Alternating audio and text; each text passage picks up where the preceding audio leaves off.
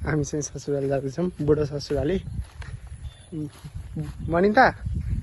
ओए मनिता हेलो मनिता बुढी यता हेर यो स्विङ हिँड्दैछन् मलाई चाहिँ ब्याग बोकाएर आफ्नो स्विङ हिँड्दैछ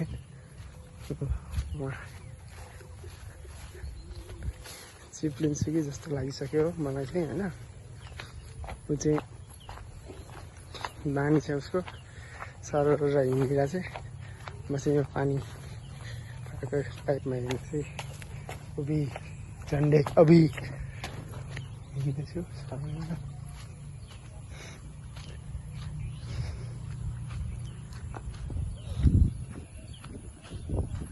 पोखरी रहेछ होइन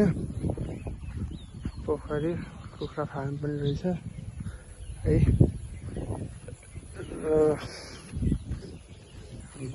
बाहिर बस्नु भएको रहेछ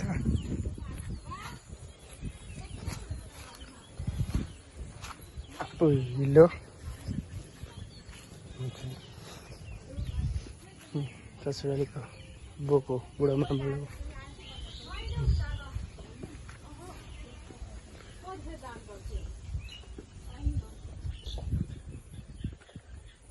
हात पनि फलेको रहेछ अलिअलि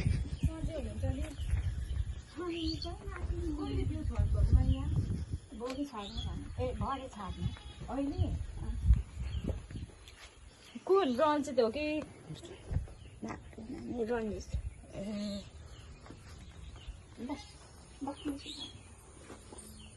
हामी त आज फर्किने हो जयको अब छुट्टी छैन अब त्यही भएर नि एक रात पनि बस्नु न अब बस्ने भन्नुहुन्छ अब बस्नु न भनेको जयको अब छुट्टी छैन अब दसैँमा आउँछौँ अब बस्ने गरी के नाम छ ज्वाइँको भनिदिनु त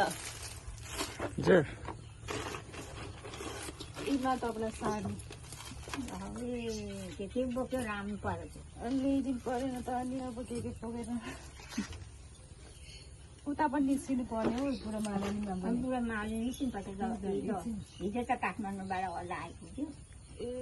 कहिले जानुभएको थियो साडी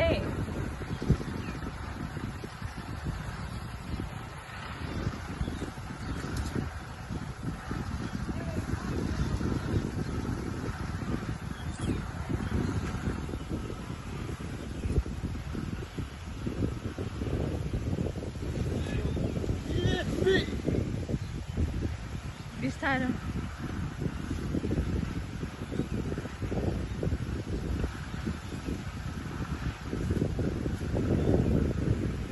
चिप्ली सक्नुभयो त तपाईँ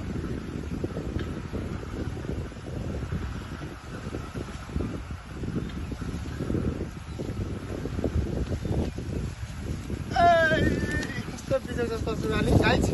मेरो श्रीमतीले कता कता लाग्यो चप्पल खोलेर के अरे